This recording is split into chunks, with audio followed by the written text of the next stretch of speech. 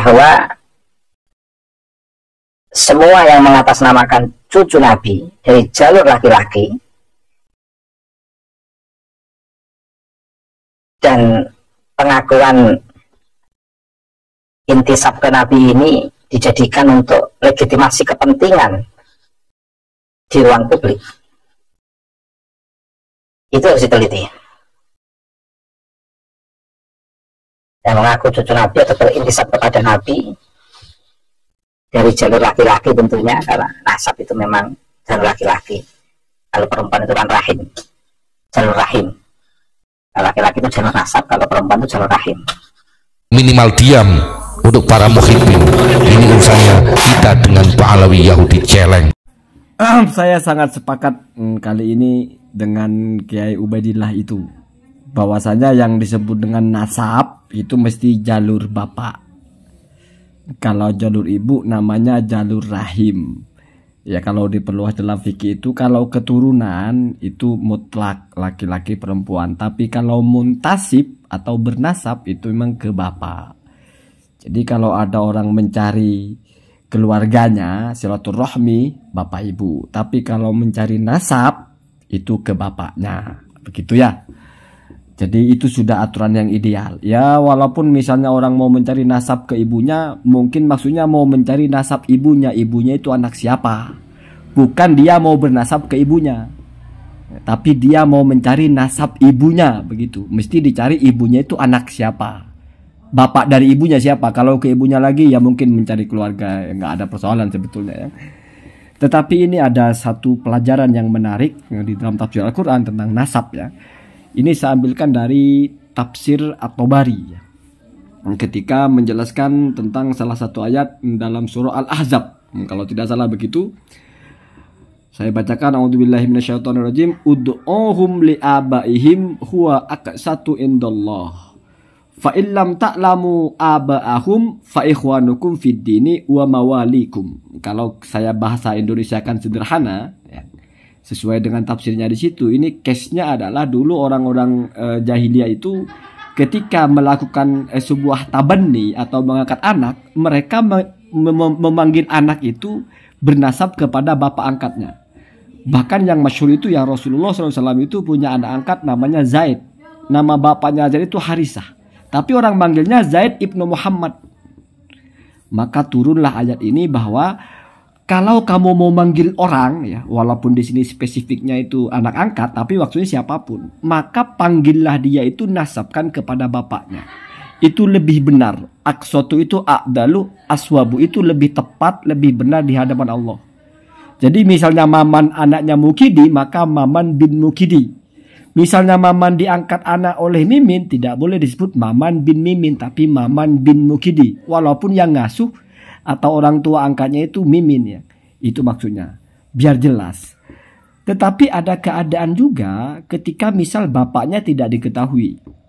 Ya, fa illam ta'lamu aba'ahum, apabila kalian tidak tahu siapa bapaknya ini, maka urutannya itu mawalikum ya, maka dipanggillah dengan siapa maula dia. Maula itu panjang penjelasannya itu, tapi gampangnya itu siapa tuan dia atau siapa yang mengislamkan dia, gampangnya begitu ya. Jadi kalau orang tidak dikenal siapa nama bapaknya, tetapi kita tahu orang ini adalah maula dari seseorang, maka kita sebut Maman nisbatkan kepada maula Mimin misalnya ya. Maman maula Mimin, jangan bin karena posisinya maula ya. Maman bin Mimin begitu. Kalau itu juga tidak ada, maka alternatifnya adalah fa ikhwanukum fiddin, Maman akhu Mimin atau akhi fiddin, Maman akhuna fiddin. Itu ya. Itu ajaran dalam agama. Jadi orang itu ada identitasnya yang melekat, ta'alluq dia atau asal muasal dia. Kalau ideal paling tinggi itu adalah bapak kandungnya. Kalau nggak ketemu ya, maka ke maula dia. Kalau nggak ada maula ya, maka berarti kepada kita sebagai sesama muslim, berarti dia ini dianggapnya saudara kita. Jangan kita sebut nasabnya kemana kalau memang tidak diketahui, begitu ya. Nah, ketika ayat ini turun ya, ketika At-Tabari menafsirkan, maka At-Tabari membawakan satu kejadian ya, yang berkaitan dengan ulama salafus soleh, yaitu Abu Bakrah. Itu di bagian bawah itu dijelaskan, saya bacakan. Bismillahirrahmanirrahim. Itu ada di nomor 28326. Pokoknya paling bawah ya, mungkin saya keliru. Hadatsani Yaqub qala hadatsana Ibnu Aliyah an Uyainah ibni Abdurrahman, ya, perhatikan ya, an abihi. Jadi ini jalurnya adalah Uyainah bin Abdurrahman sampai kepada At-Tabari lewat Yaqub. Nah, Abdurrahman Uyainah ini dari bapaknya, berarti dari Abdurrahman toh. Abdurrahman bapaknya Uyainah. Qala Abu Bakrah, berkata seorang yang bernama Abu Bakrah. Qala Allah Ta'ala. Jadi Abu Bakrah itu berkata, Allah berfirman begitu ya. Ud'uhum li abaihim huwa aqsatu indallah fa illam ta'lamu aba'ahum fa ihwanukum fid dini wa mawalikum.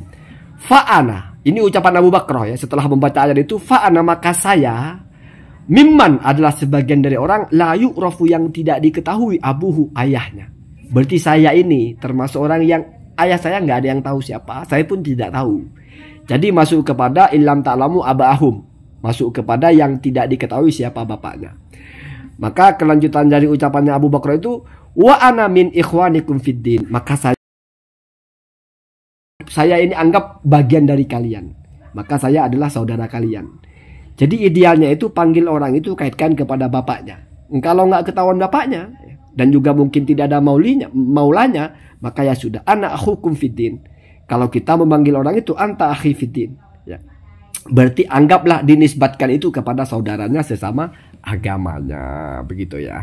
Kemudian qolah, maka berkata, siapa yang berkata ini? Ya Uyainah itu ya, anaknya Abdurrahman itu, dia berkata, qola abi, ayah saya berkata. Siapa ayahnya? Ya Abdurrahman ya. Jadi ini yang bercerita ini adalah Uyainah dari jalur Abdurrahman. Di mana Abdurrahman itu ya ayahnya dari Uyainah, Uyainah bin Abdurrahman. Wallahi, demi Allah, ini sesungguhnya saya sudah bersumpah ya, itu taukid pertama.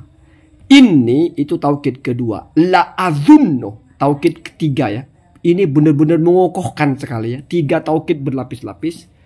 La azunnohu, sesungguhnya demi Allah saya benar-benar menyangka kuat bahwa Abu Bakar itu lau alimah, seandainya tahu Abu Bakar itu anna abahu, bahwasanya bapaknya dari Abu Bakar itu kana, ada bapaknya itu Hammaron. Hammaron itu tukang keledai, bukan tukang keledai. Bahasanya kalau becak, tukang becak.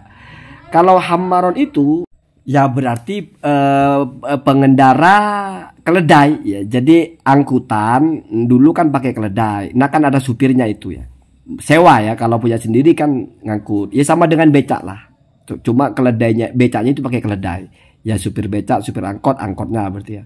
Artinya dengan profesi yang bukan ahli ilmu, bukan ulama lah bahasanya gitu ya. Profesi sederhana saja ya. Seandainya kan ada bapaknya itu Hammaron ya, dari kata himar, tapi kalau hammar itu tukang himar ya. Tukang himar maksudnya pengendara atau sohibul himar ya. Lantama ilaihi, ditambah taukid lagi Pak. La intama, maka pasti dia akan bersandar atau bernasab ilaihi, kepada bapaknya itu. Nah ini berarti orang Arab itu sangat mementingkan Pak, siapa bapaknya. Tidak mau tahu dia bapaknya siapa. Mau tukang parkir lah, mau tukang becak lah. Di sini kan tukang becak ya. Kalau saya bicara begini, ini menggambarkan bagaimana profesi itu mungkin tidak keren dibandingkan sebagai mungkin akademisi, mungkin ilmuwan, mungkin ulama ya. Bukan rendah, tapi ya memang bukan levelannya. Ulama itu kadang menggunakan bahasa asuki. Asuki itu kuli panggul di pasar bahasanya.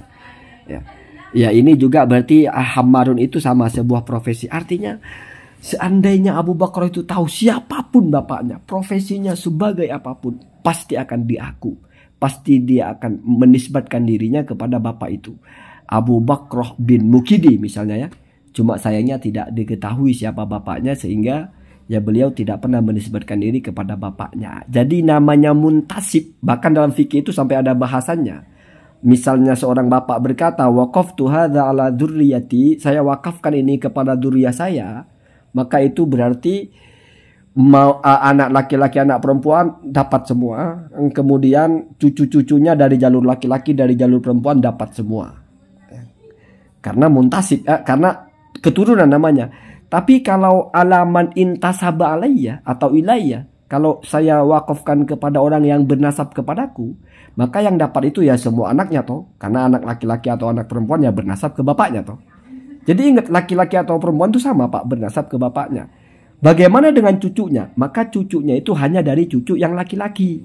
Kenapa? Karena sigot lafadz saya wakafkan itu kepada yang bernasab. Jadi bernasab itu lebih spesifik daripada sebatas keturunan.